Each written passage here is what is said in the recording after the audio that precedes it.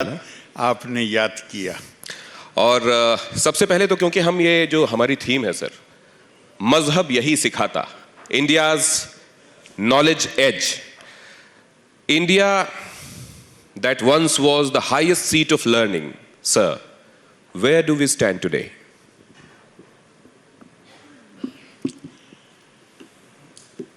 It's an unfortunate situation that a country which was identified as the knowledge destination at a time, Sir. thousands years back, and I would like to make particular reference to the time when the Renaissance in Europe had just started, and the Middle East, particularly with Baghdad as capital, was rife with intellectual activities. In 10th and 11th century, there are right from Tabri, there are 5-6 Arab historians who have produced, each one of them, 9-10 volumes of the world history. And the pleasant thing is that each one of them has devoted the first chapter to India. And they have said,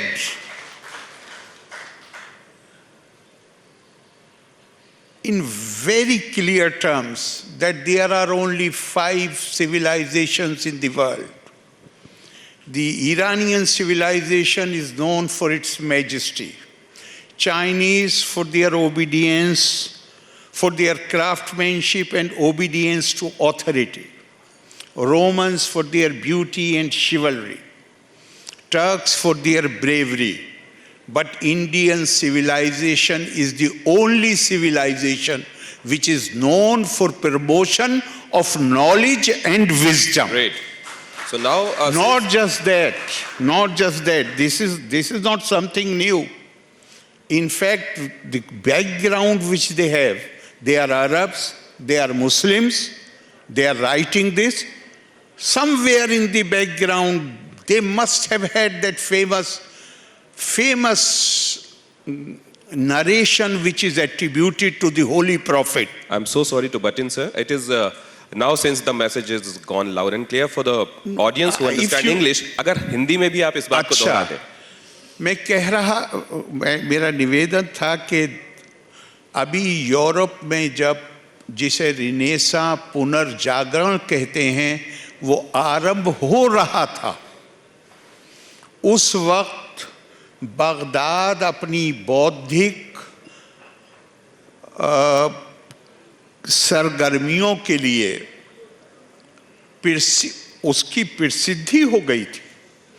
और आम तौर से लोग ये जानते हैं कि दारुल हिकमा जो वहाँ पे एक संस्था पैदा की गई, उसने सारी ग्रीक नॉलेज को ट्रांसलेट किया, और आज जो अंग्रेजी में हमें ग्रीक फिलॉसफी नज़र आती है वो अरबी से दोबारा ट्रांसलेट हुई है। लेकिन ज़्यादातर लोग इस बात से परिचित नहीं हैं कि ग्रीक किताबों का अनुवाद बाद को हुआ है, उससे पहले भारतीय संस्कृत की पुस्तकों का अनुवाद अरबी में हुआ है, जिसमें सबसे मुख्य है सूर्य सिद्धांत, जिसको हिंद सिंध के नाम से पब्लिश किया गया। और उसमें ख़ास बात यह है कि लगभग हर इतिहासकार ने ये बात कही है कि दुनिया में 5 सभ्यताएं हैं। ईरानी अपने वैभव के लिए, चीन अपनी कौशल के लिए, रोमन्स अपनी सुंदरता के लिए, तुर्क अपनी बहादुरी के लिए जाने जाते हैं, और भारत की सभ्यता ज्ञान और प्रज्ञा के प्रोत्साहन के लिए जानी जाती है। और जो बात में जहां आपने मुझे कहा कि हिंदी में कहूं, जो मुझे लगता है कि इसके पीछे एक और भी चीज़ थी जो काम कर रही थी, और वो है कि जहां एक हदीस है, हदीस उसको कहते हैं जो होली प्रॉफिट ने अपनी जिंदगी में कहा है। तो उन्होंने, वो कभी भारत नहीं आए, लेकिन उन्होंने मदीने में बैठ के कहा, अजीदू रिहल इल्मी मिन बिलादिल हिंद, मैं भारत की भूमि से ज्ञान की शीतल हवा के झोंके आते हुए महसूस कर रहा हूं, जिसको बाद को एक उर्दू के शायर ने कहा, मीरे अरब को आई ठंडी हवा जहां से। तो भारत तो अपनी ज्ञान परंपरा के लिए, अपनी प्रज्ञा के लिए, उसकी यही हमारी रेपुटेशन थी। बल्कि मैं देख रहा था कि हमारी एक पुरानी किताब है शतपथ ब्राह्मण। शतपथ ब्राह्मण मतलब ये बड़ी बहुत महत्वपूर्ण किताब है। उसमें ये लिखा हुआ है कि भारत के जो लोग हैं ये असल में उन लोगों के वंशज हैं जो भरत नाम की अग्नि के उपासक थे। भरतो अग्नि इत्याहु, इसलिए तेज, तेज जो है, lustre which comes from knowledge, ज्ञान से जो तेज पैदा होता है वो उनका स्वाभाविक गुण है। तो हमारी ये बदकिस्मती है कि हमारे पतन के काल में हम अपनी इस परंपरा भूल गए। और मैं बहुत दिनों से, बहुत दफा ये प्रश्न मेरे दिमाग में आता था कि अगर हम ज्ञान का केंद्र थे, अगर हमारी प्रज्ञा के लिए हम दुनिया में मशहूर थे, तो इतिहास ने हमारे साथ इतनी क्रूरता क्यों की? और मुझे इसका जवाब नहीं मिलता था। लेकिन स्वामी विवेकानंद जी को अगर आप पढ़िए, और ख़ास तौर से स्वामी रंगनाथानंद जी को, जो बाद में आरके मिशन के मुखिया थे, उन्होंने लिखा है, बल्कि उन्होंने श्रीमद् भागवत से कोट किया है, सरस्वती ज्ञान खल्व यथा सती, हम माँ सरस्वती के उपासक थे, लेकिन अपने पतन के काल में हम सरस्वती के खल्व बन गए। और श्रीमद् भागवत से जो उन्होंने ये कोट किया है, इसका मतलब ही ये है कि कोई भी ज्ञानी पुरुष अगर अपने ज्ञान को छुपा के रखता है और दूसरों के साथ उसकी साझेदारी नहीं करता, तो वो मां सरस्वती का विलेन बन जाता है। हमारी ये समझ, लेकिन हमारी ये भी खुशकिस्मती है कि अब से 100-150 साल पहले ये चेतना दोबारा आनी शुरू हुई। हमने अपनी गलतियों को महसूस किया, गलतियां नहीं, भयंकर गलतियां, और हमने उसके बाद एक नया कैंपेन चलाया। और स्वामी विवेकानंद के शब्दों को अगर मैं प्रयोग करूं, उन्होंने कहा, as long as millions live in hunger and ignorance, I hold every Indian, very strong words, I hold every Indian a traitor who having been educated at their expense pays no heed to them। जब तक millions, 10 लाखों लोग अशिक्षा और भूख का शिकार हैं, मैं हर उस भारतवासी को, बड़ा सख्त लफ्ज है बोलने में भी, गद्दार, ट्रेटर मानूंगा, जो उनकी, अब आप गौर कीजिए ना, अगर एक आदमी, मामूली आदमी नमक भी खरीदने जाता है बाजार में तो उस पर टैक्स पे करता है। मेरी शिक्षा में सिर्फ मेरे माँ बाप ने जो फीस अदा की है वो नहीं है, उसमें वो इंफ्रास्ट्रक्चर भी शामिल है जिसमें उस आदमी का पैसा दिया हुआ वो भी शामिल है जिससे खुद शिक्षा हासिल करने का मौका नहीं मिला। तो कम से कम मेरी जिम्मेदारी ये है, कम से कम मेरी जिम्मेदारी ये बनती है, स्वामी विवेकानंद के शब्दों में, अगर उसको शिक्षा का मौका नहीं मिला और उस गरीब आदमी के पैसे से मैंने शिक्षा हासिल करी है, जो की है उसमें उसने मदद की है, तो मेरा इतना तो फर्ज बनता ही है कि मैं इसको सुनिश्चित करूं कि उसके बच्चे को कम से कम शिक्षा मिलनी चाहिए। सर, एक बार खड़े होके मैं आपके लिए तालियां बजाना चाहता हूं। सर, आपने जब स्वामी विवेकानंद जी को कोट किया तो यकीन जानिए मेरे रोंगटे खड़े हो रहे थे। बहुत। और जब तक आपने आत्मा की गहराइयों से ये बात नहीं कही होगी तब तक वो मुझ तक ऐसे पहुंची नहीं होगी। और ये कि हम सरस्वती जी के उपासक थे, ये सच है कि हम कहीं बीच में भूल गए। आप जब ये कह रहे हैं सर, तो हमको ये अहद लेनी चाहिए कि कई बार हम लोगों के साथ ये होता है कि कौवा कान लेकर उड़ गया और बगैर हम कानों को हाथ लगाए उस कौवे के पीछे दौड़ जाते हैं। हमारे समाज में यही होता है और इसीलिए भीड़तंत्र और यही उपद्रव दिखाई देता है। आइए, जब तक गहराई से जांच पड़ताल नहीं करेंगे, जानेंगे नहीं चीजों को, तब तक कदम नहीं बढ़ाएंगे। ये एक अहद लें, तभी सरस्वती जी की सही मायनों में हम साधना कर पाएंगे। सर, अब इस बातचीत को आगे बढ़ाते हुए समझना चाहता हूं, मजहब यही सिखाता, क्या सिखाता है मजहब? देखिए साहब,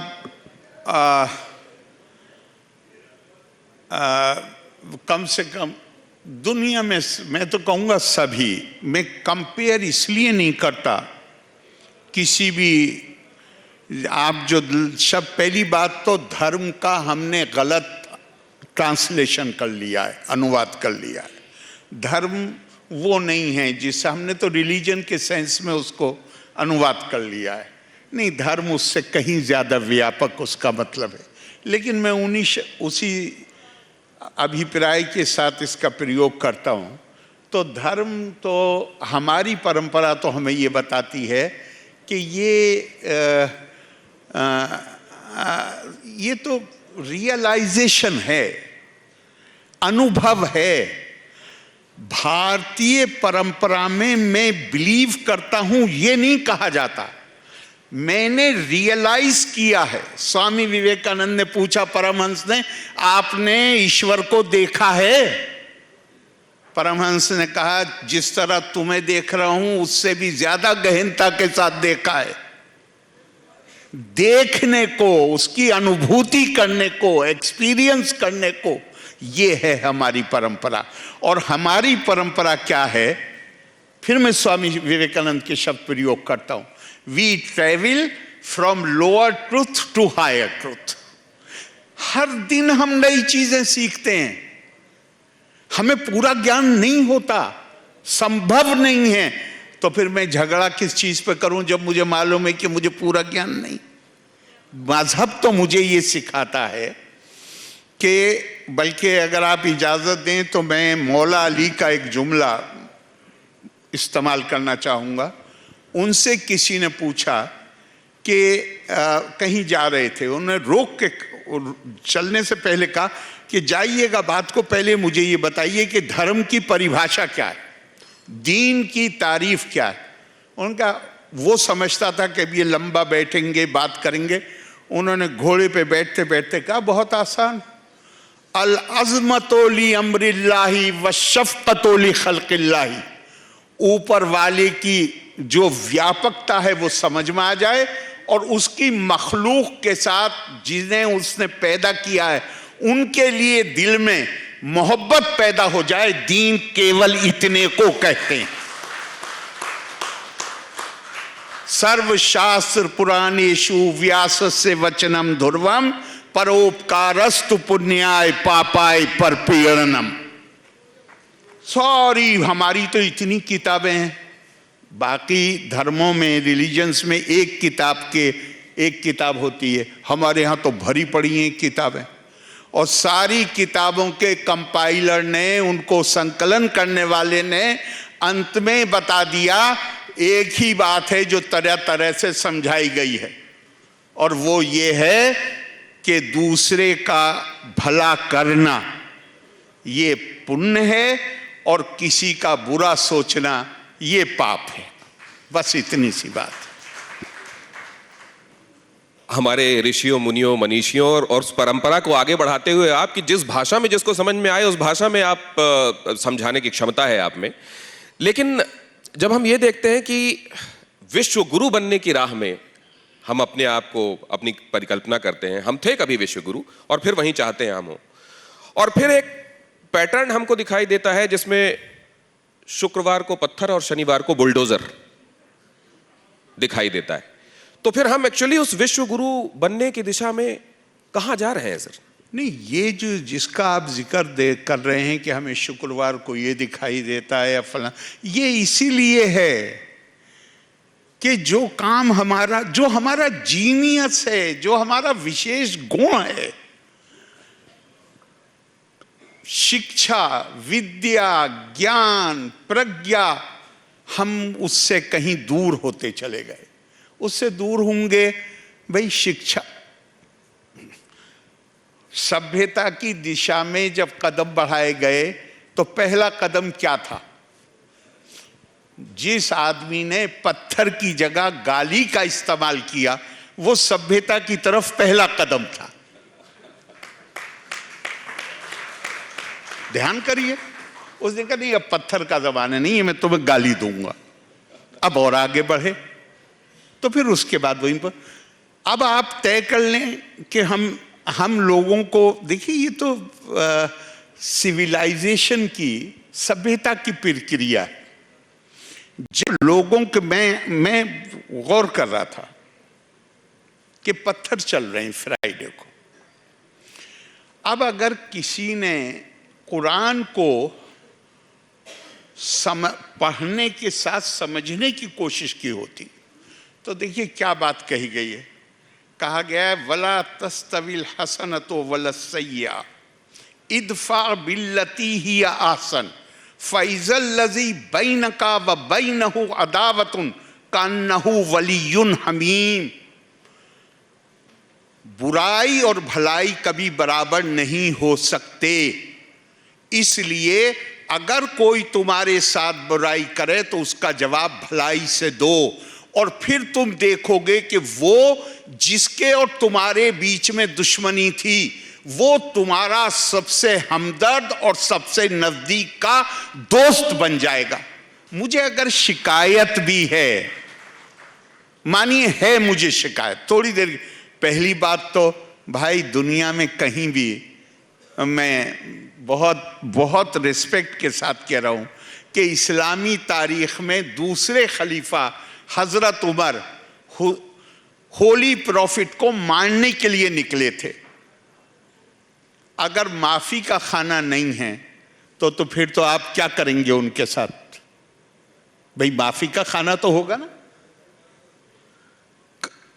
कोई कार्रवाई हो जाएगी। लेकिन जहां आज हम दुनिया में और खास तौर से मैं भारत में कहता हूं हमारे यहां रूल ऑफ लॉ, लेकिन जो प्रतिनिधित्व का दावा करते हैं वो कॉल दे रहे हैं कि साहब ऐसे व्यक्ति को चौराहे पे लाके फांसी देनी चाहिए। मतलब हमारे लिए कानून कोई चीज अहमियत नहीं रखता। ऐसे लोगों का क्या जवाब दे सकते हैं आप मुझे ये बताइए। इसलिए कि उन्होंने ना तो वो कभी ये तकलीफ करते हैं कि किताब को पढ़ें, ना कभी ये तकलीफ करते हैं। हमारे सामने जो मिसाल है वो मिसाल तो ये है कि होली प्रॉफिट के लिए कि वो जिस रास्ते से गुजरते थे एक बूढ़ी औरत उनसे इतनी नाराज थी कि कूड़ा फेंकती थी। एक दिन कूड़ा नहीं फेंका तो पूछा ये कहाँ है? कहा बीमार है। तो उसको बीमार को देखने गए, उसकी दवाई का इंतजाम किया। तो ये क्या सिर्फ किताबों में लिखने के लिए हैं ये बातें, या इस पर अमल भी करना चाहिए? कहीं तो सोचना पड़ेगा। तो ये शायद इसीलिए है कि हम ठीक से, मैं तो आपको आज मैं एक और बात भी, आपने सवाल पूछा है तो मैं कह रहा हूं आपसे, जहां पे किताबें पढ़ाई जा रही हैं वहां पे वो कानून पढ़ाए जा रहे हैं, वो किताबें पढ़ाई जा रही हैं जो सल्तनत के जमाने में लिखी गई थी। और सल्तनत के जमाने में जो किताबें लिखी गई, मदरसों में कौन सी किताबें पढ़ाई जाती है? कानून कुरान, मतलब वो तो इंसानों के लिखे हुए हैं, उसमें तो यही सारी बातें लिखी हुई। ध्यान रखिए भारत भी सिग्नेटरी है United Nations declaration of human rights. 14 साल की उम्र तक के बच्चे का बुनियादी अधिकार है कि उसको किसी प्रकार की स्पेशल एजुकेशन नहीं दी जा सकती, उसको ब्रॉड बेस्ड एजुकेशन देनी पड़ेगी। हम उसको अनदेखा कर रहे हैं। हम अलाउ करते हैं 5-6 साल की उम्र के बच्चों को लाके उनका इंडोक्ट्रिनेशन होता है। तो जब अगर हम सही शिक्षा नहीं देंगे तो इन सब चीजों के लिए हमें तैयार रहना चाहिए। बुनियादी बात है कि उस पर आना पड़ेगा कि हमारी शिक्षा। मैं आपको एक, इससे पहले कि आप सवाल पूछे, मैं आपको एक याद दिलाना चाहता हूं। गुरुदेव रविंद्रनाथ टैगोर ने, और अगर इजाजत दें तो मैं उनके ही शब्दों Please, का please. प्रयोग कर लूं, फिर मैं हिंदी में अनुवाद कर दूंगा, वो अंग्रेजी में है। उन्होंने कहा, India can not attain true independence unless it is recognised that her foundation is in mind, which with its diverse powers and confidence in those powers goes on creating Swaraj for itself। Bharat की असल शक्ति मानसिक शक्ति है, बौद्धिक शक्ति है। ये हमारी यूनिक फीचर है। मैंने अभी कहा कि शतपथ ब्राह्मण ने जो बताया है आपको, तो हमें ज्ञान क्या, स्वामी, बल्कि एक और कह दूं आपको, स्वामी विवेकानंद क्या कहते हैं, जीवन का उद्देश्य क्या है? जीवन का उद्देश्य, स्वामी विवेकानंद कहते हैं कि जो लोग ये मानते हैं कि जीवन का उद्देश्य सुख और खुशी है, वो सही नहीं है। जीवन का एक ही उद्देश्य है, मानव जीवन का, विद्या की प्राप्ति, एक्विजिशन ऑफ नॉलेज। और नॉलेज का क्या, विद्या का, नॉलेज का पर्पस क्या है? To find unity amidst diversity, बहुधा के बीच में एकता का तार तलाश कर लेना, ये विद्या से ये कला आती है। तो जो बेचारे उससे वंचित हैं, उनसे आप ये उम्मीद करें कि वो दूसरी तरह का बिहेवियर होगा, वो संभव नहीं। विद्या ददाति विनयम विनयादि याति पात्रता। Yes. पात्रत्वात् धनमाप्नोति, धनात् धर्मः ततः सुखम। लेकिन आज गंगा उल्टी बह रही है, वहां रुपयों पैसों से ही बात शुरू होती है। लेकिन आरिफ सर, मैं एक बात आपसे समझना चाहता हूं।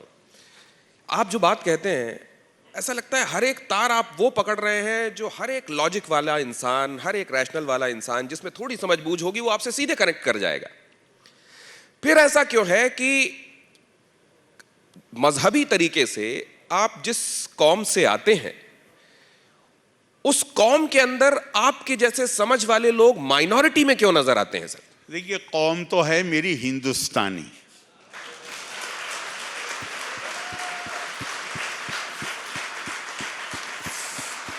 मैं हूं भारतीय, और भारत दुनिया का ऐसा देश है, एकम सद विप्रा बहुधा वदंती। और ये हमारी सिविलाइजेशनल जर्नी, हमारी सांस्कृतिक यात्रा विविधता की स्वीकार्यता के साथ शुरू होती है। इसलिए कौन किस तरीके से इबादत करता है वो इंपॉर्टेंट नहीं है, उससे कौम नहीं बनती है। वो जमाना चला गया, अंग्रेजों ने हमें ये पाठ पढ़ाया, नतीजे में इस देश का बंटवारा हो गया।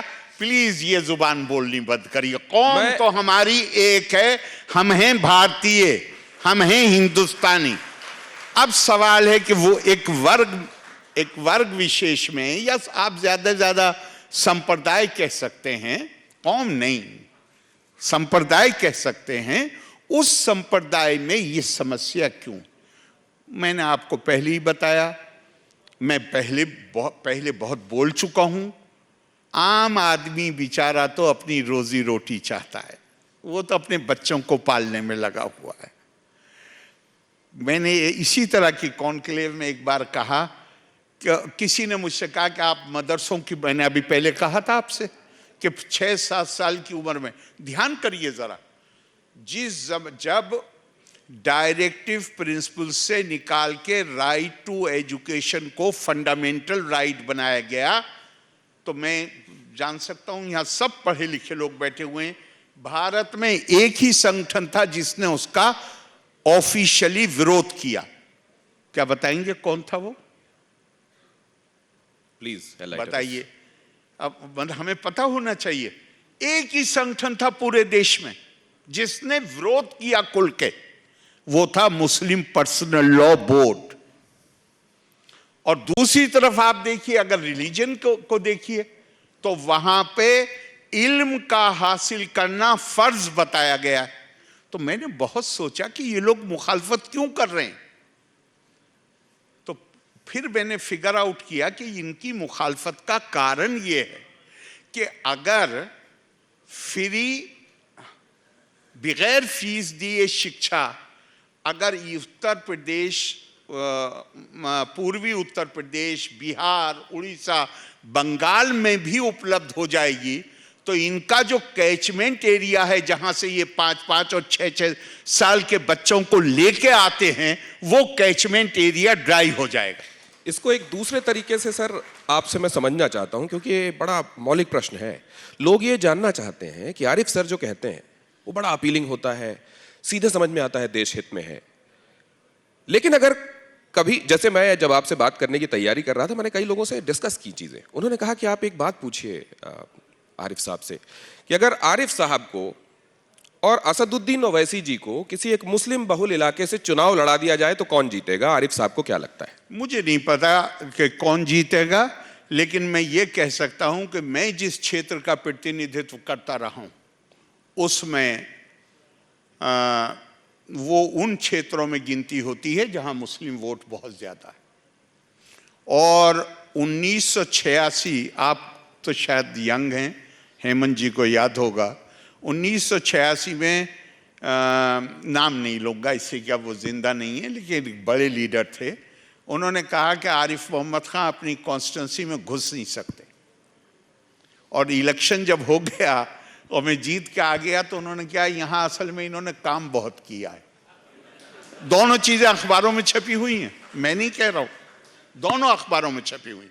तो ये सब, लेकिन फिर भी मैं आपकी बात से, जो असल आपका मतलब है, जो भावना है प्रश्न की, मैं उससे बड़ी हद तक सहमत हूँ। क्योंकि जब तक आप लोगों के अंदर विवेक पैदा नहीं करते, विच्छेद पैदा नहीं करते कि वो सही और गलत में तमीज, वो केवल शिक्षा के माध्यम से आ सकता है। और हमने शिक्षा के ऊपर हमें मानना चाहिए, स्वीकार करना चाहिए कि हमारा ध्यान जो होना चाहिए था वो नहीं रहा है। तो वहां तक आप उसको गलतफहमी में मुब्तला कर सकते हैं। और शायद मैं अपने क्षेत्र में, चूंकि मेरा बहुत ताल्लुक था और मैं लगातार मतलब उनको बताता था, शायद इसलिए वो भ्रमित नहीं हुए, क्योंकि वो लोग जो 1986 में जिन लोगों के खिलाफ मैंने स्टैंड लिया था, वो जगह लखनऊ कुल 120 किलोमीटर है मेरे चुनाव क्षेत्र से, जहां से मैं लड़ता था। 200 से ज्यादा लोग एक महीने से ज्यादा मेरे क्षेत्र में रहे थे, लेकिन वहां कामयाब शायद इसलिए नहीं हो पाए, भ्रमित करने में कामयाब इसलिए नहीं हो पाए कि हमने ये कोशिश करी कि हम उन तक पूरी बात पहुंचा दें, लेकिन उसमें मेरी ताकत की बात नहीं है। बात सिर्फ इतनी है कि अगर लोगों को आप इन्फॉर्म डिसीजन लेने के लिए, सही डिसीजन लेने के लिए उनको सारी बात का पता होना चाहिए। और मैं नाम नहीं लेता हूं किसी लीडर का, लेकिन अभी आपने कहा तो मुझे याद आ गया, 10 साल पहले, 10-11 साल पहले की बात होगी, मैं हैदराबाद, मैं नाम नहीं ले रहा हूं, हैदराबाद कह रहा हूं, मैं नाम नहीं लेता किसी का भी। हैदराबाद में मैं था तो किसी ने मुझसे कहा कि आरिफ भाई, हैदराबाद में ऐसे लोग हैं जो ये भी नहीं मानते कि पाकिस्तान के 2 टुकड़े हो गए हैं और बांग्लादेश बन गया। मैं क्या, ये मत बताओ यार कि हैदराबाद कैपिटल है, यहाँ पे ऐसे लोग। उनका मेरे साथ अभी चलिए, मैं लेके चलता हूँ। और बोले एक ही बात कहेंगे वो, जब आप उन्हें बताएंगे कि बांग्लादेश 71 में बन गया, तो वो कहेंगे कि सालार ने तो ये बात कभी बताई नहीं, तो ये कैसे हो सकता है। अब इसका तो कोई इलाज नहीं।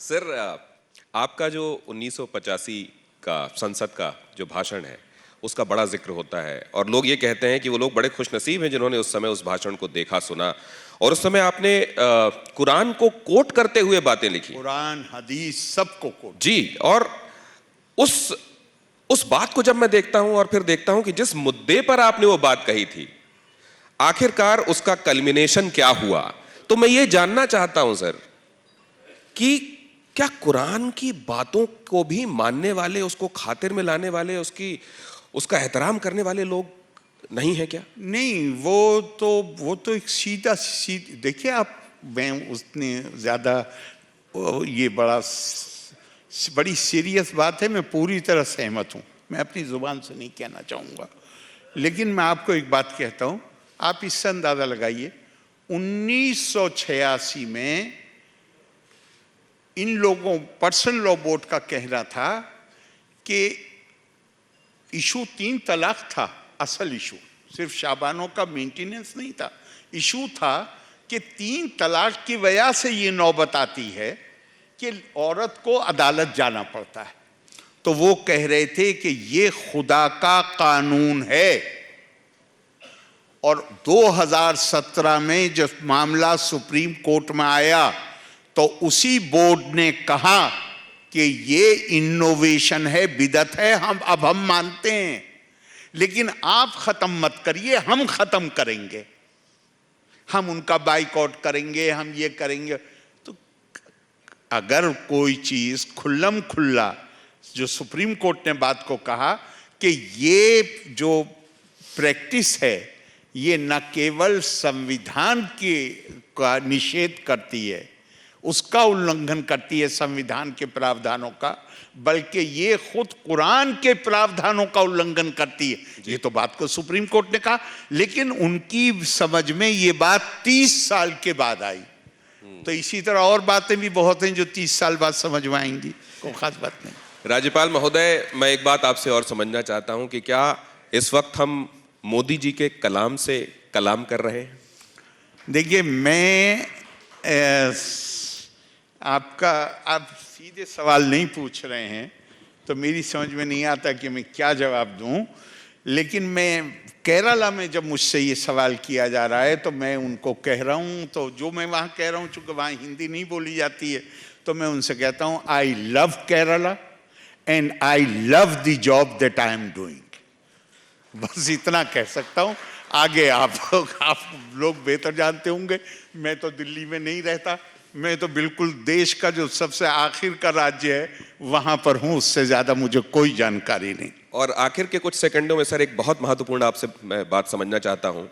लोग ये जानना चाहते हैं कि जैसे हिंदुइज्म में या हिंदुस्तान में राजा राम मोहन राय को सेलिब्रेट किया गया समाज सुधारक के तौर पर, इस्लाम के संदर्भ में रिफॉर्म्स को जब आप देखते हैं तो सर कहां पाते हैं स्थितियों को? सर, मैं ये मानता हूं, देखिए जैसे मानिए 3 रिफॉर्म, देखिए रिफॉर्म तब तक पॉसिबल नहीं है जब तक समाज के अंदर पूरे तौर से शिक्षा नहीं आएगी और सोचने की आजादी नहीं होगी, तब तक संभव नहीं है। लेकिन इन परिस्थितियों में भी कि जहां शिक्षा कम है, और एक बात ध्यान रखिएगा, मैं कुरान की एक आयत से आपको बताता हूं। कुरान ने जो प्रॉफिट का मिशन बताया है वो बताया है लोगों को ज्ञान देना, वयुअल्लिमुहुमुल किताबा वल हिकमा वयुज़क्की। चूंकि किताब और हिकमत, ज्ञान और प्रज्ञा से, जिसे सैंक्टिटी कहते हैं, आदमी प्योरीफाई होता है, तो वो बताया। लेकिन एक लाइन में एक बात और कही है, 3 जगह यह आयत है मगर एक जगह एक बात और कहती, और वो कही वयदा अनहुम इसरहुम वल अगलाल लती कानत अलैहि।